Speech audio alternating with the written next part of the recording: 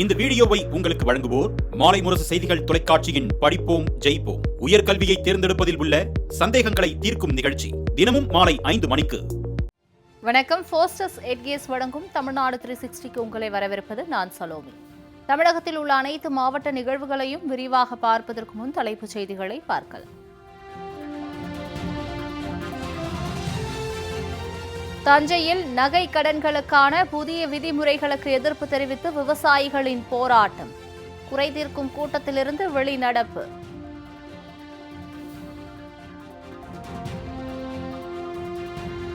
ஈரோடு மாநகராட்சியில் அதிகாரிகள் சிறைபிடிப்பு. எப்போது தண்ணீர் வழங்குவீர்கள் என சரமாரி கேள்வி.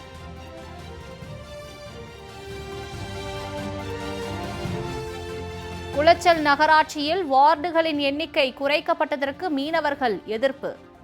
ஆட்சியர் அலுவலகத்தை முற்றுகையிட்ட மீனவ மக்கள்.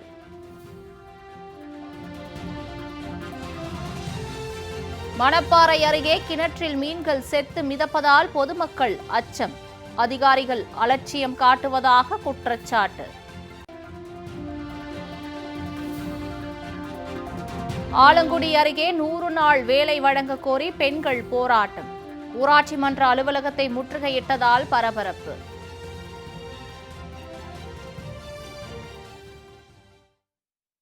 நகைக்கடன் பெறுவதில் ரிசர்வ் வங்கியின் புதிய விதிமுறைகளுக்கு எதிர்ப்பு தெரிவித்து விவசாயிகள் கண்டன ஆர்ப்பாட்டத்தில் ஈடுபட்டனர். தஞ்சை மாவட்டம் ஆட்சியர் அலுவலகத்தில் ஆட்சித்தலைவர் பிரியங்கா பங்கஜம் தலைமையில் விவசாயிகள் குறைதீர்க்கும் கூட்டம் நடைபெற்றது. அப்போது ரிசர்வ் வங்கி நகை கடனுக்கு விதிமுறைகளில் திருத்தம் கொண்டு வர உள்ளதற்கு எதிர்ப்பு தெரிவித்து கூட்டத்திலிருந்து வெளிநடப்பு செய்த விவசாயிகள் ஆட்சியர் அலுவலக வாயிலில் ஆர்ப்பாட்டம் நடத்தினர். அதில் வங்கிகளில் அடகு வைக்கும் போது நகைகள் வாங்கியதற்கான அசல் ரசீதுகளை கொடுக்க வேண்டும் என்ற நடைமுறைக்கு ஒத்துவராத செயல் என்று விவசாயிகள் குற்றம் சாட்டினர். மேலும் இந்த விதிமுறைகளை கார்ப்பரேட் வங்கிகளுக்கு ஆதரவாகவும் பொதுமக்கள் மற்றும் விவசாயிகளுக்கு எதிரானது என்றும் விவசாயிகள் குற்றம் சாட்டி முழக்கங்களை எழுப்பினர். விதி திருத்தம் கொண்டு வந்திருப்பது இந்திய அரசு கார்ப்பரேட் நிறுவனங்களுக்கு ஆதரவான நிலைப்பாட்டை எடுத்திருக்கிறது. இது மக்கள் விரோத செயல் என்பதை சுட்டிக்காட்டி நாங்கள் வெளிநடப்பை அடையாளமாய் செய்திருக்கின்றோம். இந்திய அரசு இந்த விதிகளை முழுமையாக ரத்து செய்யவில்லை என்றால் தொடர்ச்சியான போராட்டங்களை தமிழ்நாடு முழுவதும் இருக்கின்ற அனைத்து விவசாய அமைப்புகளும் மேற்கொள்ளுவோம். ஈரோடு மாநகராட்சி 8வது வார்டில் குடிநீர் வழங்காததை கண்டித்து அப்பகுதி மக்கள் மாமன்ற உறுப்பினர் மற்றும் அதிகாரிகளை சிறைபிடித்த சம்பவம் பரபரப்பை ஏற்படுத்தியது. மாநகராட்சி 8வது வார்டில் கடந்த 15 நாட்களாக குடிநீர் தண்ணீர் முறையாக வழங்கவில்லை என அப்பகுதி மாமன்ற உறுப்பினர் ஆதி கே ஸ்ரீதர் மற்றும் மண்டல அலுவலக அதிகாரிகளிடம் பொதுமக்கள் பலமுறை புகார் அளித்தும் நடவடிக்கை எடுக்கவில்லை என கூறப்படுகிறது. இதனால் ஆத்திரமடைந்த பொதுமக்கள் மாமன்ற கூட்டம் நடைபெறும் அலுவலகத்தின் வாயிலில் அதிகாரிகளையும் மற்றும் மாமன்ற உறுப்பினர்களையும் சிறைபிடித்து எங்கள் பகுதிக்கு எப்போது தண்ணீர் வரும் என கேள்வி எழுப்பினர். இதனையடுத்து சம்பந்தப்பட்ட அதிகாரிகளிடம் பேசி முறையாக தண்ணீர் வருவதற்கான ஏற்பாடுகளை செய்கிறோம் என அதிகாரிகள் உறுதி அளித்ததை அடுத்து அங்கிருந்து அனைவரும் கலைந்து சென்றனர்.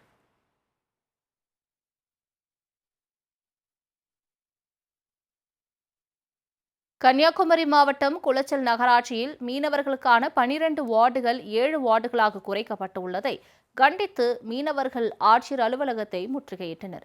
குளச்சல் நகராட்சியில் இருக்கக்கூடிய மொத்த வாக்காளர்கள் எண்ணிக்கையில் 50% மீனவர்களாக இருந்து வருகின்றனர். இதனைத் தொடர்ந்து 2019 வரை குளச்சலில் உள்ள மொத்தம் 24 வார்டுகளில் 12 வார்டுகள் மீனவர்களுக்காக இருந்து வந்த நிலையில் 2022 தேர்தலின் போது அவைகள் 7 வார்டுகளாக குறைக்கப்பட்டது. இதற்கு அப்போது எதிர்ப்பு தெரிவித்திருந்த மீனவர்கள் நாகர்கோவிலில் ஆட்சியரிடம் மனு அளித்திருந்த நிலையில் இதுவரை அதற்கான நடவடிக்கைகள் எடுக்கப்படவில்லை என கூறப்படுகிறது.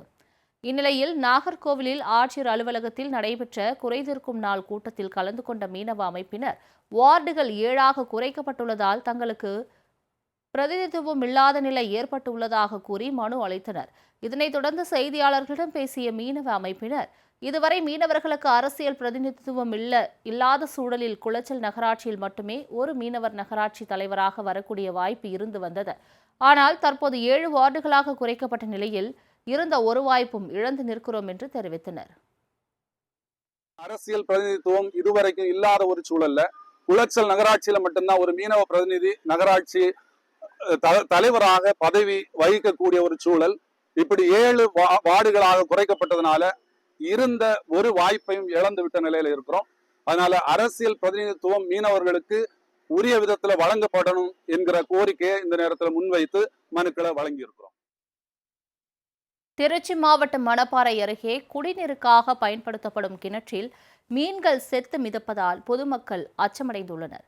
புதுவாடியில் உள்ள மருத்துவர் காலனியில் சுமார் 100க்கும் மேற்பட்டோர் வசித்து வரும் நிலையில் இவர்கள் அனைவரும் இப்பகுதிக்கு அருகே தனியார் ஒருவருக்கு சொந்தமான தோட்டத்தில் உள்ள கிணற்று நீரை குடிநீராக பயன்படுத்தி வருவதோடு கால்நடைகளுக்கும் இந்த தண்ணீரே வழங்கப்பட்டு வருகிறது.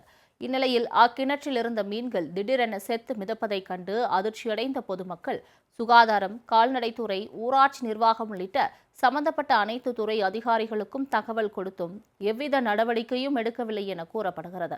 இதனையடுத்து இந்த கிணற்று நீரை ஆய்வுக்கு உட்படுத்தும் வரை யாரும் பயன்படுத்த வேண்டாம் என போலீசார் அறிவுறுத்திய நிலையில் 1 கிலோமீட்டர் தூரம் ஒத்தையடி பாதையில் நடந்து சென்று தண்ணீர் எடுத்து வருவதாக அப்பகுதி மக்கள் தெரிவித்தனர். மேலும் கிணற்று நீரில் விஷம் ஏதும் கலந்துள்ளதா என ஆய்வு செய்ய வேண்டும் என பொதுமக்கள் கூறியபோது தங்களுக்கு எதுவும் தெரியாது என அதிகாரிகள் பொறுப்பற்ற முறையில் பதில் அளித்ததாக கூறப்படுகிறது. இதனையடுத்து மாவட்ட நிர்வாகம் இந்த விஷயத்தில் தலையிட்டு கிணற்று நீரை ஆய்வு செய்து குடிநீர் பிரச்சினையை தீர்க்க வேண்டும் என அப்பகுதி மக்கள் கோரிக்கை விடுத்துள்ளனர். காலைல தண்ணி எடுக்க வரையில் மீனுக்கு பூரா செத்து மிதக்கவும் அந்த குடிநீரில் விஷம் கலந்துருக்குமோ என்று மக்களுக்கு அச்சம் ஏற்பட்டது. ஆகலாம் அந்த மீனையும் எடுத்துக்கிட்டு இந்த தண்ணியை எடுத்துக்கிட்டு எந்த துறைக்கு போகிறது தெரியாமல் கால்நடை பராமரிப்புத்துறை போகிறாங்க. அவங்களுக்கு தகவல் சொல்லி அவங்களும் பார்க்கல. சுகாதாரத்துறை சொல்கிறாங்க. சுகாதாரத்துறை அதிகாரிகளும் இது வரைக்கும் நேற்று பார்த்துட்டு இது எங்கள் துறை சம்மந்தப்பட்டது இல்லை அப்படின்னு சொல்லி போயிட்டாங்க. காவல்துறைக்கும் தகவல் கொடுத்தாச்சு. காவல் நிலையத்தை புகாரும் அளித்தாச்சு. வட்டார வளர்ச்சி அலுவலர்களுக்கும் தகவல் சொல்லிட்டான். அவங்களும் எந்த ஒரு ஆக்ஷனுமே எடுத்த மாதிரி தெரில. கிராம நிர்வாக அலுவலருக்கும் தகவல் சொல்லிட்டான். ஊராட்சி செயலாளருக்கும் தகவல் சொல்லிட்டான். எல்லா அரசு அதிகாரிகள் அனைவருக்கும் நாங்கள் தகவல் சொல்லிட்டோம். யாருமே இது வரைக்கும் இந்த பகுதியை தண்ணீர் எடுத்தோ இல்லை மீன் ஆய்வு பண்ணியோ மக்களுக்கு உண்மையாலுமே விஷம் கலந்துருக்குதா இல்லை விஷம் கலக்கலையாங்கிறத எங்களுக்கு ஆய்வு பண்ணி சொல்லணும். புதுக்கோட்டை மாவட்டம் ஆலங்குடி அருகே 100 நாள் வேலை வழங்க கோரி பெண்கள் 100க்கும் மேற்பட்டோர் ஊராட்சி மன்ற அலுவலகத்தை முற்றுகையிட்டனர். வடகாடு ஊராட்சியில் ஆண்கள், பெண்கள் என மொத்தம் 2000க்கும் மேற்பட்டோர் மகாத்மா காந்தி தேசிய ஊரக வேலை உறுதி திட்டத்தின் கீழ் பணிபுரிந்து வருகின்றனர். இவர்கள் அனைவருக்கும் சுழற்சி முறையில் பணி வழங்கப்படுவதால் வருடத்திற்கு 20 நாட்களே பணி வழங்கப்பட்டு வருவதாக கூறப்படுகிறது. இந்நிலையில் ஊராட்சியில் உள்ள ஒரு குக்கிராமத்தில் ஒரே சமூகத்தை சேர்ந்த 70 நபர்களுக்கு மட்டும் அதிக நாட்கள் பணி வழங்க வேண்டாம் என அதிகாரிகள் வாய்மொழி உத்தரவிட்டதாக கூறப்படுகிறது. இதனை கண்டித்து மாற்று சமூகங்கள் சேர்ந்த பெண்கள் 100க்கும் மேற்பட்டோர் தங்களுக்கும் அவர்களுக்கு நிகராக பணி வழங்க வேண்டும் என வலியுறுத்தி வடகாடு ஊராட்சி மன்ற அலுவலகத்தில் தரையில் அமர்ந்து தர்ணாவில் ஈடுபட்டனர். நாமக்கல் ஆட்சியர் அலுவலகத்தில் புகார் அளிக்க வந்த விவசாயிகள் தடுத்து நிறுத்தப்பட்டதால் அவர்கள் தர்ணாவில் ஈடுபட்டனர். நாமக்கல் மாவட்டம் பரமத்தி வேலூரில் ஞாயிற்றுக்கிழமை தோறும் வாரச்சந்தை நடைபெற்று வருகிறது. இந்நிலையில் சந்தை குத்தகை உரிமத்தை எடுத்து வரும் ரவி என்பவர் விவசாயிகளிடம் நிர்ணயிக்கப்பட்ட தொகையை விட ஒரு கடைக்கு 200-300 ரூபாய் என பல மடங்கு அதிகமாக வசூல் செய்வதாக கூறப்படுகிறது. இதற்கு எதிர்ப்பு தெரிவித்து வந்த இளம் விவசாயிகள் சங்கத்தினர் மாவட்ட ஆட்சியர் அலுவலகத்தில் நடந்த விவசாயிகள் குறைதீர்க்கும் கூட்டத்தில் குத்தகைதாரரின் நியாயமற்ற வசூல் வேட்டை குறித்து புகார் அளிக்க வந்திருந்தனர். அப்போது அவர்களை போலீசார் தடுத்து நிறுத்திய நிலையில் விவசாயிகள் சங்கத்தினர் தர்ணா போராட்டத்தில் ஈடுபட்டனர். இதனையடுத்து அவர்கள் அனுமதிக்கப்பட்ட நிலையில் ஆட்சியரை சந்தித்த விவசாயிகள் குத்தகைக்காரரின் அதிக வசூல் குறித்து மனு அளித்ததோடு அவர் மீது நடவடிக்கை எடுக்க கோரிக்கை விடுத்தனர். நாங்கள் அங்கேருந்து ஒரு 30 பேருக்கு மேலே வந்திருக்கோம். 5 பேருக்கு மட்டும்தான் அனுமதி கொடுக்குறேங்கிறாங்க. இது எப்படி இன்றைக்கி மட்டும் ஏன் இந்த நடைமுறைப்படுத்துகிறாங்கிறது எங்களுக்கு தெரியல. இது சம்மந்தமாக நாங்களும் எவ்வளவோ முயற்சி பண்ணுறோம். ஒரு உண்மையை வெளியே கொண்டு வரணுன்ட்டு எவ்வளவோ முயற்சி பண்ணுறோம். அதனால் எங்களுக்கு எதிராக தான் இன்றைக்கி அரசு அதிகாரிகள் செயல்பட்டுருக்காங்க. மாவட்ட நிர்வாகமும் இன்றைக்கி எங்களுக்கு எதிராக தான் செயல்பட்டுருக்கு. இதை நாங்கள் வன்மையாக இளம் விவசாயிகள் சங்கத்தின் சார்பாக கண்டிக்கிறோம். நடைமுறையில் என்ன இருக்கோ அதை நாங்கள் நடைமுறைப்படுத்தணும்னு சொல்லி நாங்கள் கோரிக்கை வச்சுட்டு இருக்கிறோம். புதுக்கோட்டை மாவட்டம் கந்தர்வக்கோட்டை அருகே காட்டு பன்றிகளால் விளைநிலங்கள் சேதமடைந்து வருவதாக விவசாயிகள் கவலை தெரிவித்துள்ளனர். மாவட்ட ஆட்சியர் அலுவலகத்தில் ஆட்சியர் அருணா தலைமையில் விவசாயிகள் குறைதீர்க்கும் கூட்டம் நடைபெற்றது. அப்போது கந்தர்வக்கோட்டை சட்டமன்ற தொகுதிக்குட்பட்ட கோமாபுரம், கொத்தம்பட்டி, மேக்கரிப்பட்டி, ஆரணிப்பட்டி, தச்சங்குறிச்சி, கல்லுப்பட்டி உள்ளிட்ட 12 கிராமங்களை சேர்ந்த விவசாயிகள் ஆட்சியரிடம் தங்கள் குறைகளை குறித்து எடுத்து கூறினர். அப்போது தங்கள் நிலங்களில் சோளம், கடலை, கரும்பு, நெல், தர்பூசணி, பூசணிக்காய், உளுந்து, தென்னை, மரவள்ளி என பல்வேறு வகையான பயிர்கள் நடப்பட்டு அறுவடைக்கு தயாராக இருப்பதாகவும், இரவு நேரங்களில் 100க்கும் மேற்பட்ட காட்டு பன்றிகள் விவசாய நிலத்தில் புகுந்து பயிர்களை சேதமாக்கிவிட்டு சென்று விடுவதாகவும் வேதனை தெரிவித்தனர். இதனால் விவசாயம் செய்ய முடியாத சூழ்நிலையில் இருந்து வருவதாகவும் வனத்துறையினரிடம் தெரிவித்தும் எந்த நடவடிக்கையும் எடுக்கவில்லை எனவும் விவசாயிகள் புகார் தெரிவித்தனர்.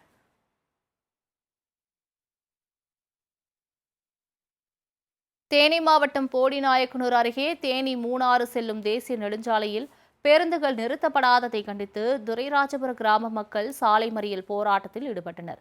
போடிநாயக்கனூரிலிருந்து சுமார் 3 கிலோமீட்டர் தொலைவில் அமைந்துள்ளது துரைராஜபுரம். சுமார் 1000 குடும்பத்தினருக்கும் மேல் இங்கு வசித்து வருகின்றனர். இந்நிலையில் தேனியிலிருந்து மூணாறு செல்லும் தேசிய நெடுஞ்சாலையில் அமைந்துள்ள இந்த பகுதியில் மகளிர் விடியல் பேருந்துகள் முதல் எந்த பேருந்துகளும் நிறுத்தப்படுவதில்லை என கூறப்படுகிறது. இந்நிலையில் துரைராஜபுரத்தை சேர்ந்த பெண்மணி ஒருவர் தனது கைக்குழந்தையுடன் பேருந்தில் வந்தபோது துரைராஜபுரத்தில் பேருந்தை நிறுத்த மறுத்துவிட்டதால் அவர் கைக்குழந்தைகள் மற்றும் சுமைகளுடன் சுமார் 1/2 கிலோமீட்டர் தொலைவில் நடந்து வந்துள்ளனர். இதனால் ஆத்திரமடைந்த அப்பகுதி மக்கள் சாலை மறியல் போராட்டத்தில் ஈடுபட்டனர். இதனால் தேனி மூணாறு தேசிய நெடுஞ்சாலையில் போக்குவரத்து நிறுத்தப்பட்ட நிலையில் 2 கிலோமீட்டர் தொலைவிற்கு வாகனங்கள் அணிவகுத்து நின்றன.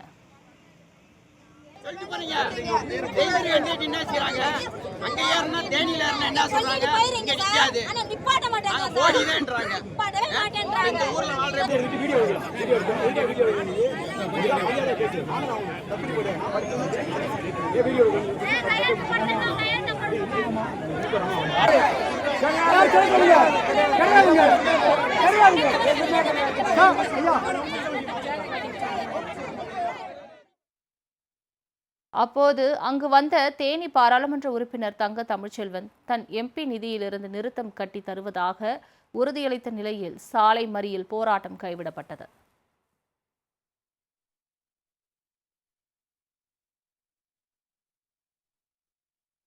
ஹோஸ்டஸ் எட்கேஸ் வழங்கும் தமிழ்நாடு 360யில் அடுத்து வருவது ஊர் நிகழ்வுகளை விரைவாக வழங்கும் உள்ளூர் எக்ஸ்பிரஸ்.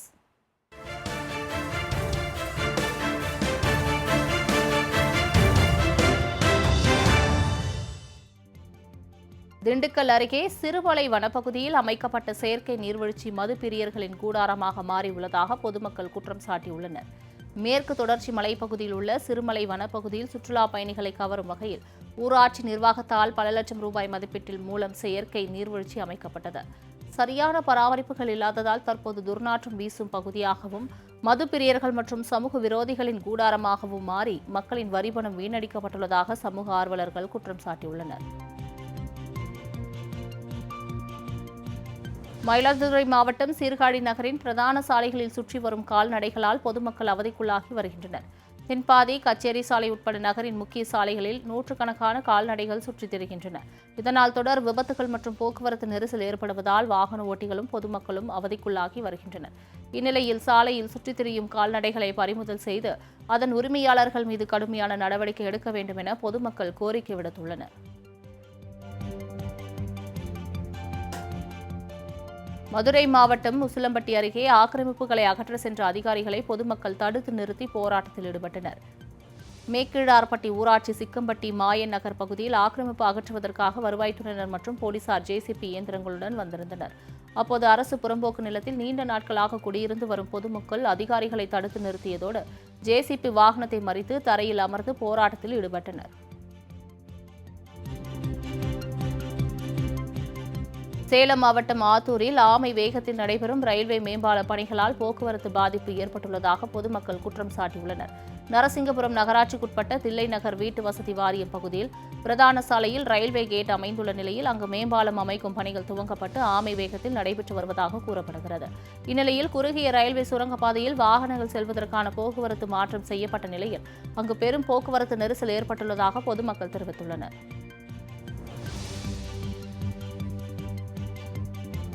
தென்காசியில் மின் விநியோகம் சீர் செய்யப்படாததை கண்டித்து பொதுமக்கள் சாலை மறியல் போராட்டத்தில் ஈடுபட்டனர். மாவட்டத்தின் பல்வேறு பகுதிகளில் பெய்து வரும் தொடர் மழையின் காரணமாக ஆங்காங்கே மரங்கள் விழுந்து மின் விநியோகம் பாதிக்கப்பட்டுள்ளது.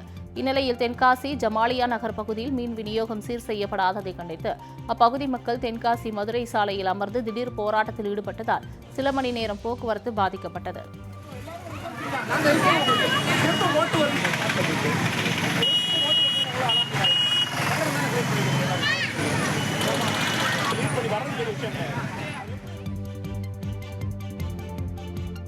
திருப்பூர் மாவட்டம் தாராபுரத்தில் சர்வதேச புகையிலை எதிர்ப்பு தினத்தை முன்னிட்டு விழிப்புணர்வு பேரணி நடைபெற்றது.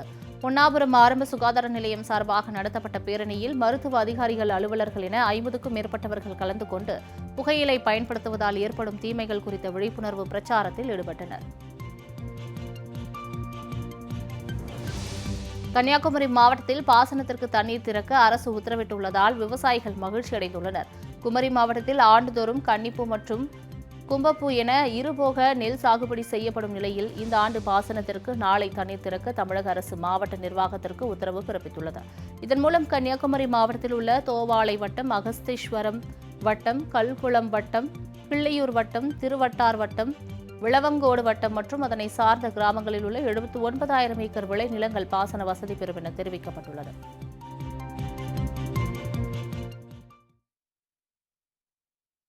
ஃபோஸ்டர்ஸ் எட்கேஸ் வழங்கும் தமிழ்நாடு 360யில் மாவட்டங்களில் நடந்த விளையாட்டு செய்திகளை வழங்க வருகிறது விளையாட்டு களம்.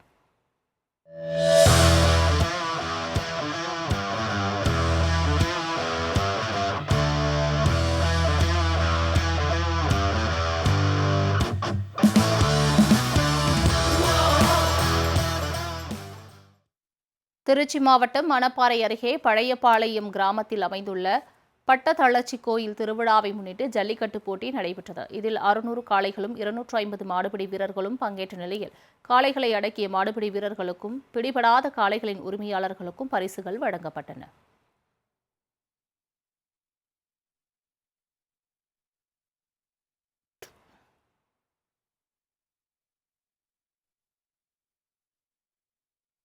புதுக்கோட்டை மாவட்டம் பொன்னமராவதி அருகே மஞ்சுவிரட்டு போட்டி விமர்சையாக நடைபெற்றது.